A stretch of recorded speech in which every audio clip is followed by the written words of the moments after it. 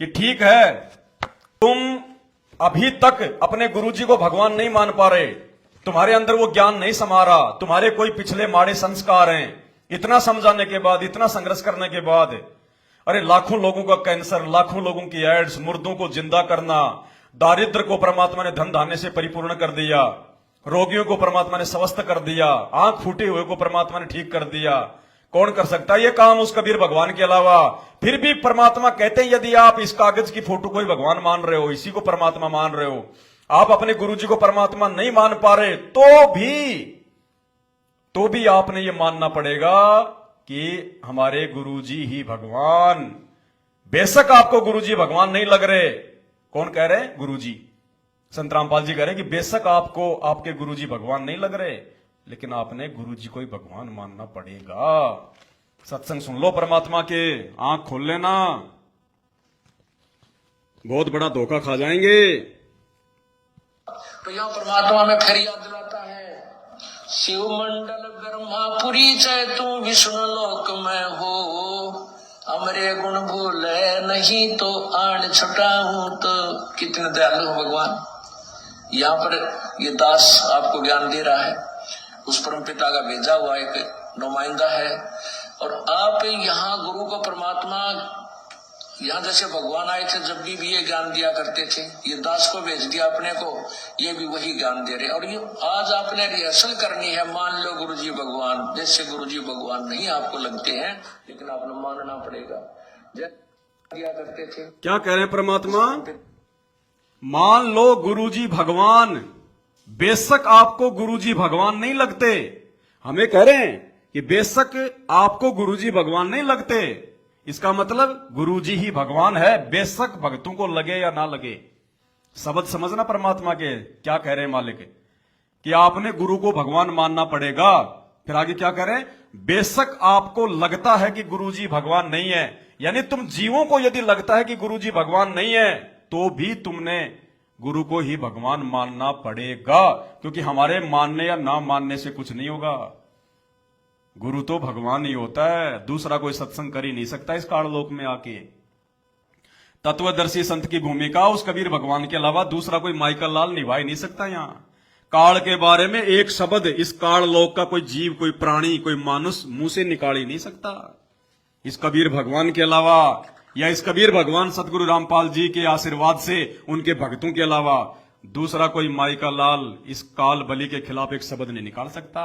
परमात्मा कहते हैं काल बलि तो छोड़ो, एक भूत तुम्हारे पूरे परिवार को एक टांग पे डांस करवा दे, एक भूत। और ये तो काल है, यहां की परम शक्ति है, लेकिन उससे भी बड़ी परम शक्ति हमारे गुरुदेव भगवान सतगुरु रामपाल जी हैं, जिनके आशीर्वाद से डंके की चोट पर हम उनके ज्ञान का प्रचार कर रहे हैं। तो ये कबीर भगवान की समर्थता का प्रमाण है।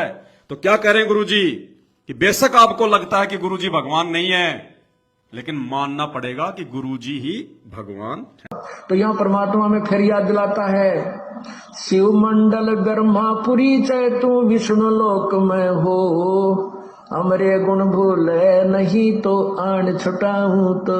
कितने दयालु हो भगवान। यहाँ पर ये दास आपको ज्ञान दे रहा है, उस परम पिता का भेजा हुआ एक नुमाइंदा है। और आप यहाँ गुरु को परमात्मा, यहाँ जैसे भगवान आए थे जब भी ये ज्ञान दिया करते थे, ये दास को भेज दिया अपने को, ये भी वही ज्ञान दे रहे। और ये आज आपने रिहर्सल करनी है, मान लो गुरुजी भगवान। जैसे गुरुजी भगवान नहीं आपको लगते हैं, लेकिन आपने मानना पड़ेगा। जैसे गणित के सवाल को हल करने के लिए मानना पड़ता है, मान लो मूलधन 100 रुपए, वो 100 रुपए मूलधन मानने बिना। बेशक आपको लगता है कि गुरुजी भगवान नहीं है, लेकिन फिर भी आपने गुरु को ही भगवान मानना पड़ेगा। ये फाइनल आदेश है परमात्मा का।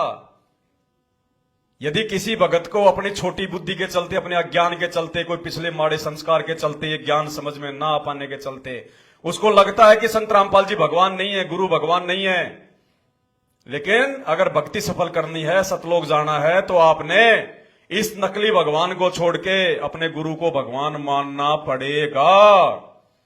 और जब तक हम इस कागज के टुकड़े को भगवान मानते रहेंगे, इस नकली दाढ़ी मूछ वाली फोटो को परमात्मा मानते रहेंगे, हम लाख जन्म भी सतलोक नहीं जा सकते। ये परमात्मा के इस सत्संग का सार है, निष्कर्ष है। जितना जल्दी मान लेंगे उतना हमारा फायदा, अन्यथा भाई बाद में रोने धोने के अलावा कुछ भी नहीं मिलेगा। और एक सत्संग में देखो परमात्मा ने कितना क्लियर कर दिया, कितना क्लियर किया गुरुदेव भगवान ने कि जब तुम त्रिकुटी पर जाओगे और वहां मान लो एक तरफ ये दास खड़ा है, गुरुदेव कह रहे हैं कि एक तरफ ये दास खड़ा है और दूसरी तरफ मान लो भगवान आ जाए, जिसमें तुम भगवान मान रहे हो इस रूप को कि यो ओरिजिनल रूप। तो कहते हैं गुरु और गोविंद दोनों खड़े, किसके लागू पा। वहां पे परीक्षा होगी हमारी, यहां तो रिहर्सल हो रही है। जो यहां गुरु को भगवान नहीं मान पाया वो त्रिकुटी पर भी नहीं मान पाएगा, चाहे कितनी बात बना ले और फेल हो जाएगा। तो कहते हैं गुरु और गोविंद दोनों खड़े, किसके लागू पाए, बलिहारी गुरु आपना जिन गोविंद दिया बताए। आगे गुरुदेव क्या कह रहे हैं सत्संग में कि आपने अपने गुरु जी के अलावा अपने ही गुरु जी के आपने जो है चरणों में पढ़ना है। अगर आपने भूल कर गलती से भी इस फोटो की तरफ, भले ये साक्षात आ जाए वहां पे ओरिजिनल रूप में, परीक्षा लेने के लिए गुरुदेव अपने कितने रूप बना सकते हैं। तो गुरुदेव कह रहे हैं कि आपने केवल अपने गुरु जी को ही दंडवत करना है। भगवान की तरफ अगर वहां पे देख भी लिया, अगर झांक भी लिया, कितनी सावधानी बता रहे हैं गुरु जी। यहां तो तुम इसकी पूजा कर रहे हो, इस फोटो को भगवान मान के भोग लगा रहे हो, पूज रहे हो, दंडवत कर रहे हो। और गुरुदेव कितना सख्त आदेश दे रहे हैं कि त्रिकुटी पर अगर तुमने ये अगर ओरिजिनल रूप में भी आ जाए वहां पे, अगर तुमने इसकी तरफ झांक भी लिया, झांकना मतलब होता है देखना। अगर तुमने अपने गुरुजी के अलावा पैरों में पड़ना तो बहुत दूर की बात है, अपने गुरुदेव के अलावा अगर तुमने इसकी तरफ झांक भी लिया, देख भी लिया, फेल हो जाओगे। और फिर आगे क्या करें गुरुजी, यहां भी ऐसा ही है, यहां मतलब धरती पर वर्तमान में। तो भाई फिर क्यों दरबार में फोटो रख रहे हो, जब इसकी तरफ देखना भी नहीं है और यहां भी देखना ही नहीं है। क्या कह रहे गुरुदेव कि वहां तुमने इसकी तरफ देखना भी नहीं, अगर देख भी लिया तो काम बिगड़ जाएगा। और यहां भी ऐसा ही है, यहां मतलब वर्तमान समय में, और तुम इस फोटो को दरबार में रख के पूज रहे हो, दंडवत कर रहे हो। बुद्धि भ्रष्ट हो चुकी है। परमात्मा के सत्संग समझो। क्या कह रहे हैं ध्यान से सुनो। पवनदास नहीं कहता अपनी तरफ से कुछ भी, जो लोग तुम्हारे को भ्रमित करते हैं कि पवनदास भ्रमित कर रहा है। पवनदास तो सच्चाई बता रहा है, स्वीकार कर लोगे तो भला, नहीं तो गधे और कुत्ते की योनियों में जाओगे। क्या कह रहे हैं परमात्मा, गुरु और गोविंद दोनों खड़े, वहां मान लीजिए परमात्मा दोनों रूप बना के खड़ा हो जा, एक दास का रूप और दूसरा अपना ओरिजिनल रूप। तो कहते हैं वहां भी परीक्षा होगी, किसके लागू पाए। सबसे पहले कहते बलिहारी गुरु अपना जिन गोविंद दियो मिलाए। अपने गुरु जी के ही चरणों में गिरना। वहां पर परमात्मा की तरफ अगर झांक भी लिया उधर साथ होगी तो वो रिजेक्ट करेंगे आपको। यहां भी ऐसा ही होगा। तो वहां गुरु जी के ही चरणों में समर्पित होना है, तो भगवान प्रसन्न। कितना स्पष्ट कर दिया सतगुरु रामपाल जी भगवान ने, फिर भी मूर्ख लोग इसी को पूज रहे। अरे गुरुदेव ने मना कर दिया कि इसकी तरफ तो देखना भी नहीं है, इसकी तरफ तो झांकना भी नहीं है। ये तो फोटो की बात छोड़ो, अगर ये अपने ओरिजिनल रूप में आ जाए और खड़ा हो जाए वहां पे तुम्हारे गुरुजी के बराबर में, तो गुरुजी कहते हैं इसकी तरफ देखना भी नहीं है, झांकना भी नहीं है। और यहां भी ऐसा ही है, और यहां तुम इसकी पूजा कर रहे हो, दरबार में रख के दंडवत कर रहे हो और गले में लॉकेट में डाल के फिर रहे हो। ये वैश्या भक्ति कर रहे हो तुम, वैश्या भक्ति, व्यभिचारिणी भक्ति, बड़वों की भक्ति है, बड़वों की भक्ति। बड़वा उसको कहते हैं जो अपनी पत्नी के अलावा किसी और के साथ भी संपर्क करे। अरे हमारा पति ये, और इसके अलावा हम औरों से संपर्क कर रहे हैं, औरों को भगवान मान रहे हैं, इसको बड़वा भक्ति कहते हैं। स्पष्ट कर दिया गुरुदेव ने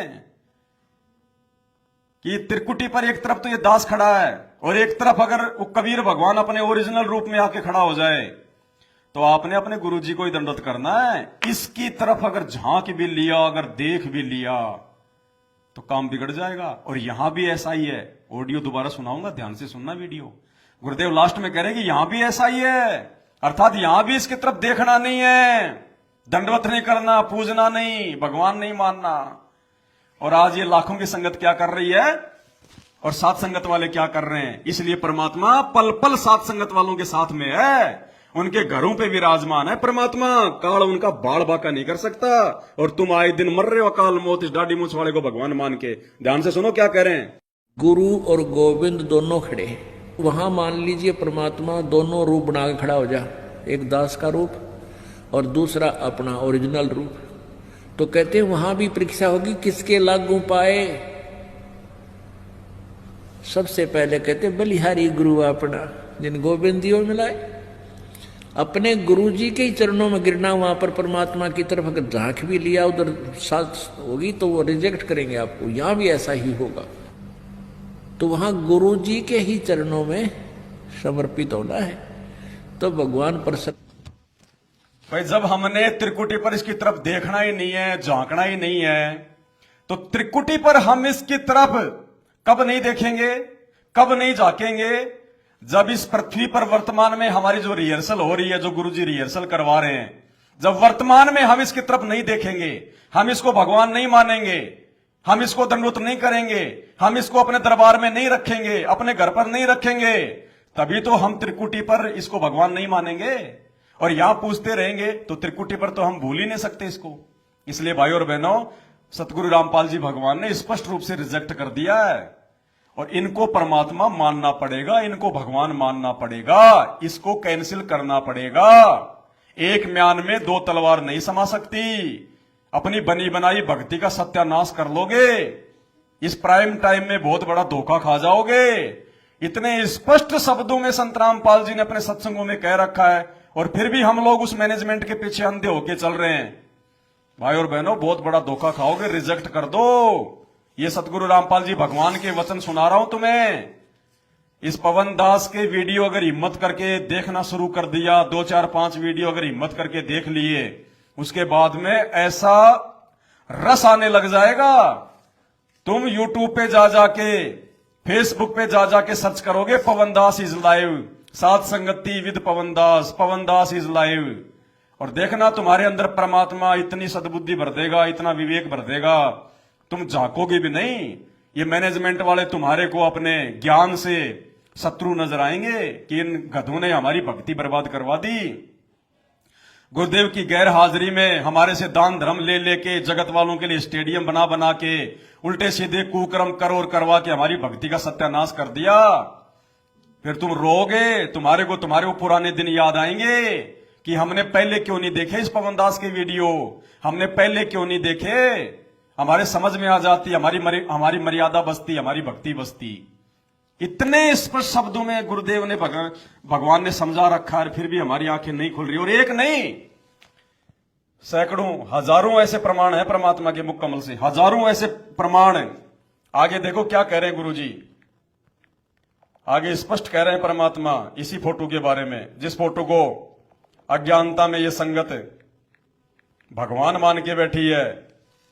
अज्ञानता में जो संगत है इस फोटो को भगवान मान के बैठी है, कबीर मान के बैठी है कि ये भगवान, ये परमात्मा। और संत रामपाल जी भगवान अपने सत्संग में क्या कह रहे हैं कि उस प्रभु का चित्र ऐसा नहीं है जो हम देख रहे हैं, जो हम फोटो में देख रहे हैं।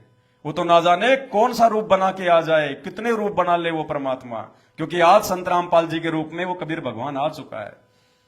आप और हम अंधों की आंखें खोलने के लिए गुरुदेव कह रहे हैं कि प्रभु का ऐसा चित्र नहीं है जो हम देखते हैं, उस प्रभु का, उस भगवान का, उस कबीर का ऐसा रूप नहीं है जो हम देखते हैं। कौन सा रूप? ये वाला रूप। क्या कह रहे हैं, ध्यान से सुनिए, आंख खोलो भाई और बहनों, सुनिए। अपुण्यात्मा, अब तो ये दास बैठा है, यदि यहाँ परमात्मा इसी मानव शरीर तो है ही उनका, क्योंकि बनारस में 120 वर्ष रहे, और अब भी वो आ जाते। सुनो, जो हम चित्र देखते हैं प्रभु का, ऐसा चित्र नहीं है, वो तो ना जाने कितने स्वरूप है। क्या कह रहे हैं गुरुदेव?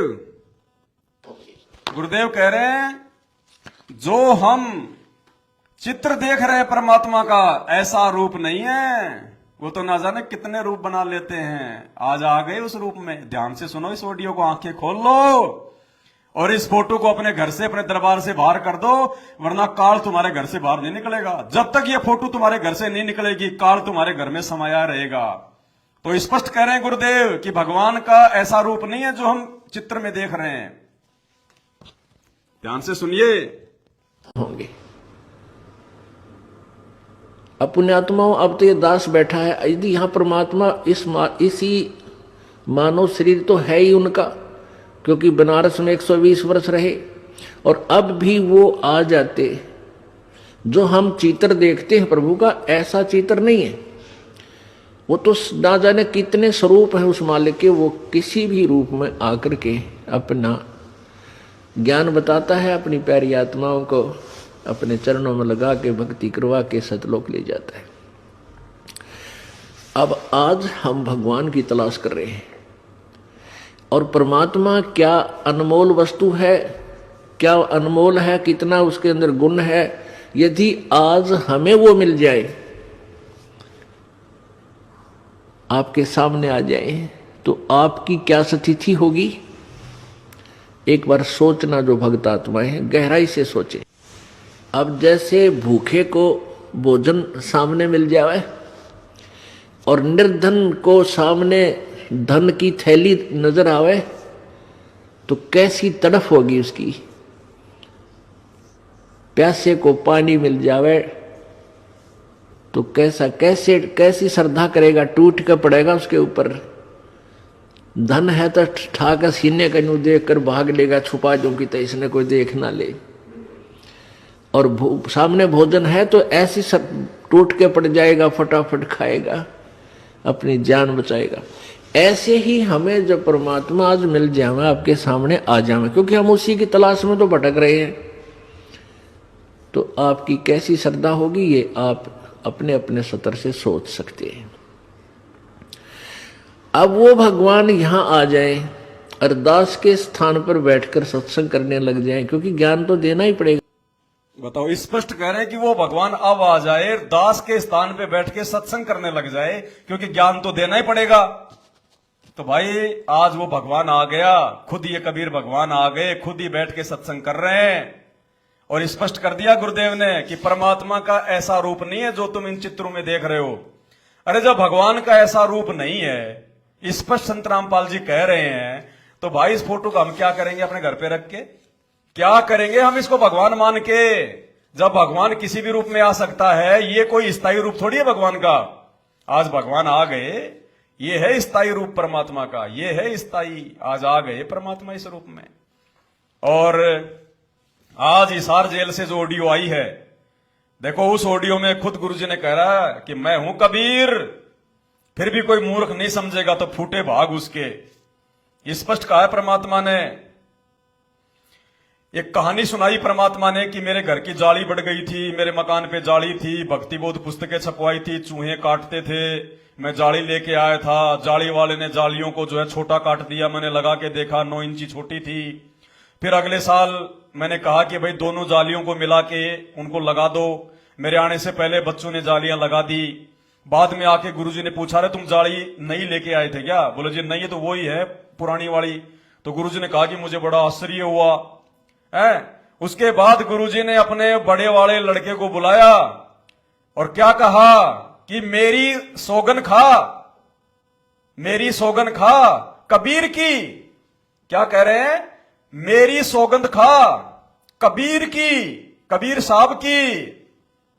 स्पष्ट कहा आज गुरुजी ने, आज की ऑडियो में गुरुदेव ने खुद को ही कबीर भगवान साबित कर दिया। परमात्मा ने देखा ये गधे, ये मूर्ख इतने दिनों से सत्संग सुन रहे हैं, ये ज्ञान से नहीं समझ रहे। परमात्मा ने आगे बढ़ के अपने मुख से कह दिया आज कि मेरी कसम खा कबीर की। अरे कौन कहेगा ये बात? खुद जो कबीर होगा वो कहेगा। ये बाकी कहानी तो आपने सुनी रखी है, दास आपको मेन पॉइंट पे लेके चलेगा। लगी जैसे भी, फिर मैंने सोचा भी छोड़ दो भाई, कपड़ा बांधा, कपड़ा काट दिया। यहां से सुनो आगे, दोनों को एक में सेट कर दो। परमात्मा ने कहा कि दोनों जालियों को एक बना के सेट कर दो। फिर परमात्मा अपने काम पे चले गए जहां भी जॉब करते थे। शाम को फिर आए परमात्मा। ध्यान से सुनो। ऊपर नीचे करके दोनों को एक में सेट कर दो। तो वही दोनों किराएदार, ये बड़ा लड़का, ये छोटा ही था 12-13 14-15 साल का। तो मैं उनको कह के अपनी ड्यूटी पे चला गया। इनकी माता जी नारों ने वो वहां से निकाल कर जाली स्टोर से नीचे डाल दी, वही लगा दियो। इन शाम से न लाई किता। मैंने आकर पूछा, एक जाली ला रखी वह पूरी एक नीचे पड़ी। मैं ड्यूटी से आया शाम को 5 बजे। मेरे दुआ बात खटक रही थी, इन लगा दी होगी बच्चा ठीक से ना, मैं आप लगाऊंगा साथ लगकर। मैंने देखा एक जाली नीचे पड़ी, एक ऊपर लगा रखी, उसी पर जो शीशा टूटा हुआ था गिलास। वो गिलास लगवाने की टाइम नहीं मिल रहा था, क्योंकि दूर मेरी ड्यूटी थी, कौशली साइड में हेडक्वार्टर था, 77 किलोमीटर जाना था। ये ऐसा था ही जुगाड़ करना चाहा था मैं, कर दे फिर आराम से कर लेंगे। तो मैंने सुनारों से पूछा कि ये जाली लगा दी उन्होंने। अब ईब ला के गए, सुबह की कह रही थी भाई ला दे, पर ध्यान नहीं दे रहा था यो लापरवाह। ईब देखा गाने वाला पापा ने फटाफट बुला कर नींद को लगवा दी। मैं बोला जाली ये और ले आए क्या? ये बोला नहीं और तो नहीं है, ये तो वही है जो ऊपर डाल रखी थी स्टोर में। मैंने ये सुबह आपके दादे को कह दी कि भाई ये रखी, लाओ जब ला दी। मुझे विश्वास नहीं हो रहा, तू सच्ची बता, ये बदलवा तो नहीं डाले इसको? और बोली बदलवा किथे तो लाई मुश्किल तो है, बदलवान का कित है। मैं हैरान, मेरा विश्वास नहीं हो रहा। एक पूरी हो ही नहीं सकती, पूरी होकर के भी 6-7 इंच नौ लटक रही बराबर में मुड़ के। 9 इंच वो बड़ी और 6 इंच और एक्स्ट्रा उसी साइड में। दूसरी देखी, दूसरी भी गए। फिर इसने दया में ढूंढ गए, बड़े लोग खेल रहा था कितना। मैं बोला तू ये बता, ये जाली बदलवा के लाया है कि वही है? वही है, मेरी मां ने उतार के यहाँ डाल रखी थी, हमने ला दी। मैं मेरी कसम खा कबीर साहब की कसम पर। क्या संकेत कर गए परमात्मा कि मेरी कसम खा कबीर जी की, कबीर साहब की। ध्यान से सुनना। तो वही है, मेरी मां ने उतार के यहाँ डाल रखी थी, हमने ला दी। मैं मेरी कसम खा कबीर साहब की कसम पर। मेरी कसम खा कबीर साहब की कसम पाड़। स्पष्ट संकेत कर दिया परमात्मा ने। अब भी अगर कोई मूर्ख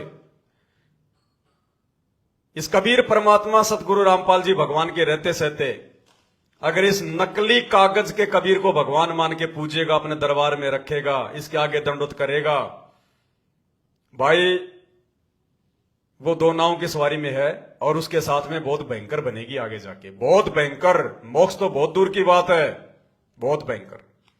और सुन लो, बार बार सुन लो, गुरुदेव अपने बड़े लड़के से क्या कहा कि मेरी कसम खा कबीर जी की, कबीर साहब की। स्पष्ट कह दिया परमात्मा ने। कबीर कौन है वर्तमान में? कबीर 2 नहीं हो सकते, कबीर 3 नहीं हो सकते, कबीर एक ही है। एक ही पुरुष है पूरी पृथ्वी पर, पूरे संसार में, पूरी सृष्टि में, पूरी कायनात में। क्या कह रहे हैं? डाल रखी थी, हमने ला दी। मैं मेरी कसम खा कबीर साहब की कसम पर। मेरी कसम खा कबीर साहब की कसम पाड़ना मतलब खाना। स्पष्ट कह दिया गुरुदेव ने, मेरी कसम खा कबीर जी की, कबीर साहब की। हम अंधों को समझाने के लिए भगवान ने इतना बोलना पड़ रहा है, जबकि यह तत्व ज्ञान देने के बाद परमात्मा ने इतना बोलने की आवश्यकता नहीं पड़नी चाहिए थी। लेकिन हम मूर्खों की अज्ञानता को देखते हुए, हमारे इस फूटे हुए भेजे को देखते हुए, हमारी इस अंध खोपड़ी को देखते हुए, परमात्मा हम नीचों पर दया कर रहे हैं, मेहर कर रहे हैं भगवान। जबकि काल के साथ किए गए एग्रीमेंट अनुसार परमात्मा ने इतना नहीं बोलना था। फिर भी ये दयालु भगवान बोल रहा है कि किसी भी तरह से ये मुझे पहचान ले, मुझे भगवान मान ले। और इस कागज की फोटो को, इस नकली फोटो को, इस बेजुबान, इस निर्जीव मुर्दा फोटो को, जिसका रूप बनाना काल ने मांग रखा है, ऐसा रूप काल भी बना सकता है, उसने मांग रखा है त्रिकुटी पर भ्रमित करने के लिए। इस फोटो को भगवान ना मान के गुरुदेव चाहते हैं कि मुझे परमात्मा मान ले, कबीर जी मान ले, और जल्द से जल्द मेरा मिशन समाप्त होने से पहले पहले ये पतिव्रता धर्म पे आ जाएं, अपने गुरु को ही अपना बाप बना लें, अन्यथा भाई उसके बाद कुछ भी लेना देना नहीं है। जब कल को महाविनाश आएगा, प्राकृतिक आपदाएं आएंगी, भूकंप आएंगे, अकाल पड़ेगा, सूखा पड़ेगा, युद्ध होंगे, और उस समय ये ब्रह्मा विष्णु महेश 33 करोड़ देवी देवता संत महात्मा मंडलेश्वर सब के सब फैल हो जाएंगे, छोड़ छोड़ मैदान भाग जाएंगे। उस समय धरती पर लोगों को अपनी जान बचाने का एकमात्र माध्यम संत रामपाल जी दिखेगा। अरे उस विनाशकारी समय में अपनी जान बचाने के लिए दुनिया तो गधे को भी भगवान बना लेगी, ये तो है ही भगवान। उस समय इनको परमात्मा मानना कोई परमात्मा मानना नहीं होगा। आज उनके जेल में रहते सहते जो ज्ञान को आधार बनाकर इनको परमात्मा मानेगा, वो इनके हीरे मोती लाल है। वो है वो आत्माएं जिनके लिए परमात्मा कहते हैं गोता मारो स्वर्ग में जा बैठो पाताल, गरीबदास ढूंढता फिर वो अपने हीरे मोती लाल। भैया ये पवन दास आप लोगों से उस मैनेजमेंट वालों की तरह ना कोई ज्योति का पैसा मांगता, ना कोई पाठ का पैसा मांगता, ना कोई दान का पैसा मांगता।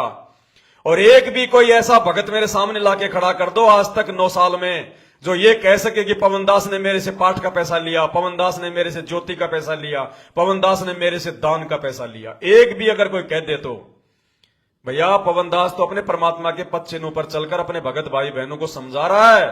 पवन दास तो अपना शिष्य धर्म निभा रहा है, गुरु जी के प्रति अपना उत्तरदायित्व निभा रहा है। कल को परमात्मा अगर कहेगा नालायक जब तुझे ज्ञान था, तुझे जो अमल की बुद्धि बख्शी गई थी, तो तूने अपने भगत भाई बहनों को क्यों नहीं जगाया, काल के जाल से क्यों नहीं बाहर निकाला, क्यों नहीं उनको बताया, तो उस समय हम क्या जवाब देंगे। इसलिए भैया पवन दास तो परमात्मा से डर कर कि कल को भगवान के सामने नीची गर्दन करके खड़ा ना होना पड़े इस लाखों की मूर्ख संगत की तरह कि क्या कर रहे थे मेरी गैर हाजिरी में, देखा देखी में चल रहे थे। ये ज्ञान किस लिए दिया था? अगर मेरे परिवार के पीछे चलना था, पीले पर्चों के पीछे चलना था, कोऑर्डिनेटरों के पीछे चलना था, तो नालायकों फिर 27 साल से मैं ज्ञान देके क्यों गया जेल में? उस ज्ञान का तुमने क्या किया? अचार डाला क्या? कहां जाओगे? उसके बाद में मानते रहना, बाद में तो लूले लंगड़े काणे गूंगे बहरे हैं सभी इनको भगवान मानेंगे, क्योंकि इनके अलावा धरती पर कोई ठोर ठिकाना दुनिया को दिखाई नहीं देगा। तो मुसीबत में तो आदमी गधे को भी बाप बना लेता है, ये तो है ही साक्षात बाप। तो उस समय इनको परमात्मा मानना, इनको भगवान कहना, उससे मोक्ष नहीं होगा। आज हिसार जेल में रहते सहते इन विषम परिस्थितियों में जो अडिग रहेगा, काल के तोड़ने से भी जो नहीं टूटेगा, अपने गुरुजी पर दृढ़ विश्वास रखेगा, उस आत्मा को परमात्मा सतलोक की टिकट देगा। ये बात बात पर बीजेपी को वोट देने वाले, कांग्रेस को वोट देने वाले, रक्तदान देह दान करने वाले, आरक्षणों में जा जाके भीख मांगने वाले, अरे हमें सतलोक में आरक्षण चाहिए, यहां का 5% आरक्षण लेके हमारे को जो है गधा बनना है क्या है? ये तुम कैसे सतलोक जाओगे मेरे भाई? परमात्मा को नाराज करके। और परमात्मा को नाराज करने का एक ही कारण है, उनकी मर्यादा तोड़ के भक्ति करना। कितनी भक्ति कर लेना, मटके में ऊपर से पानी डालो, नीचे से छेद कर रखा है, कितना पानी डाल लो तो निकलता रहेगा। तो भैया सात संगतियों में भगवान है, सात संगत वालों के साथ में परमात्मा है। इतना ज्ञान को आधार बनाना पड़ेगा, इतनी हिम्मत अपने अंदर लेके आनी पड़ेगी। ये चापलूसी करने की आदत है, ये तलवे चाटने की आदत है। अरे 3 युगों से तो नकली धर्म गुरुओं के, पंडितों के, हमारे बुजुर्ग, हमारे बाप दादे, हमारे परदादे अज्ञानता में उनके जो है वो तलवे चाट रहे थे। और अब इस मार्ग में, इस भगवान के ज्ञान देने के बाद उनके परिवार वाले नकली धर्म गुरु बन गए। ये नकली पंडित हैं, ये हैं वो राक्षस, वो सतयुग के राक्षस ये हैं वो। अब तुम इनके तलवे चाटने लग गए, फिर भगवान के ज्ञान का क्या किया तुमने? अरे क्यों फिर संत रामपाल जी ने 28 साल से दिन रात एक किया ये सत्संग कर करके? दुनिया से दुश्मनी मोल क्यों ली? एक भगत जी कह रहे हैं पवन जी हम आपके साथ में। नहीं भगत जी, ये गलती ना करना बिल्कुल भी। पवन दास का साथ दोगे तो धोखा खाओगे। पवन दास का साथ नहीं, परमात्मा का साथ चुनो। मैं तो खुद अपने भगवान के आश्रित हूं, अपने भगवान के भरोसे हूं। पवन दास तो 2 कोटि का जीव है आपकी तरह। पवन दास नहीं, भगवान का साथ चाहिए हमारे को, भगवान का साथ, सतगुरु रामपाल जी परमात्मा का, पवन दास का नहीं। पवन दास की ड्यूटी ना जाने कब तक है, मैं भी तो जीव हूं, क्या पता मेरा कोई माड़ा संस्कार आ जाए, मेरा भी पैर इस भक्ति से नीचे फिसल जाए, तो मेरे को आधार बना के चलोगे तो मेरे साथ में तुम भी गिरोगे। और यदि ये सोचकर चलोगे कि इस पवन दास को, इस कुत्ते को अल्लाह मेहरबान तो गधा पहलवान, इस पवन दास को तो मेरे गुरुदेव भगवान सतगुरु रामपाल जी भगवान ने हम आत्माओं को हिम्मत देने के लिए, दृढ़ता देने के लिए, अपने गुरु जी के ऊपर विश्वास बढ़ाने के लिए खड़ा कर रखा है। ये तो 2 कोटि का हमारे जैसा जीव है, इसकी क्या औकात है। ये सोचकर चलोगे तो भक्ति मार्ग पर सफल होगे। अगर पवन दास को बहुत बड़ा मानोगे तो भाई जैसे मैनेजमेंट को बड़ा मानने के चलते आज उसने भक्तों का जो है गधा बना रखा है, ये हाल होगा फिर। किसी भगत के पीछे नहीं, ये गलती बिल्कुल मत कर देना, भूल के मत कर देना।